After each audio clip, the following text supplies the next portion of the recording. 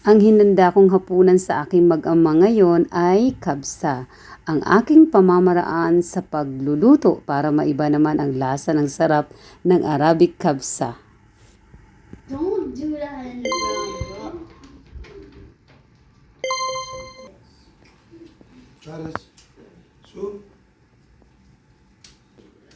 Okay guys, how's the food? Wow, perfect. Thank you, Perfect, honey. still you didn't try. Try first. That's why you can. No? How's the food, honey?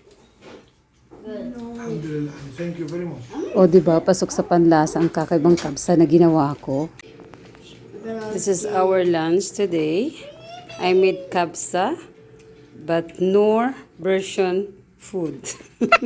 Noor version kabsa. Would you say again? Ito nga pala yung sauce na ginawa ko, nagawa sa yogurt na may kasamang cucumber, onion, garlic, tomato, pepper, ginger at kaunting asin para mapil mo ang sarap ng sauce.